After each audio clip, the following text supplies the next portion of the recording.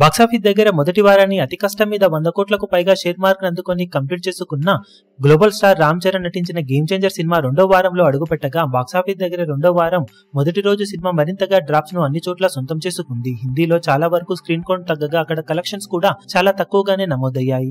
తెలుగు రాష్ట్రాల్లో cinema నైజాంలో complete గా dry అయిపోగా coastal ఆంధ్రాలో కొంచెం పర్వాలేదనిపించే విధంగా పర్ఫామ్ చేస్తూ ఉండటంతో కొంచెం షేర్స్ వచ్చాయి. మొత్తం మీద 8వ రోజు సినిమా 1.4 కోట్లకు అటు ఇటుగా షేర్ రాబట్టవచ్చు అనుకుంటే 1.35 కోట్ల దాకా షేర్ ను తెలుగు రాష్ట్రాలలో, వరల్డ్ వైడ్ గా 1.68 కోట్ల దాకా షేర్ ను 3.35 కోట్ల రేంజ్ లో గ్రాస్ ను వసూలు చేసింది. దాంతో టోటల్ గా 8 రోజులు పూర్తయిన తర్వాత వరల్డ్ వైడ్ గా సినిమా సాధించిన కలెక్షన్లను గమనిస్తే నైజాం లో 18.28 కోట్లు, సీడెడ్ లో 9.94 కోట్లు, వైజాగ్ లో 9.69 కోట్లు, ఈస్ట్ లో 7.66 కోట్లు, వెస్ట్ లో 3.90 కోట్లు, గుంటూరులో 6.39 కోట్లు, కృష్ణాలో 5.09 కోట్లు, నెల్లూరులో 3.73 కోట్ల దాకా షేర్ ను వసూలు చేసిన ఈ సినిమా 6 రోజుల్లో తెలుగు రాష్ట్రాలలో 64.68 కోట్ల దాకా షేర్ ను 94.75 కోట్ల రేంజ్ లో గ్రాస్ ను వసూలు చేసింది. కర్ణాటకలో 4.78 కోట్లు, తమిళనాడులో 4.02 కోట్లు, కేరళలో 25 లక్షలు, హిందీ అలాగే రెస్ట్ ఆఫ్ ఇండియాలో 16.75 కోట్లు,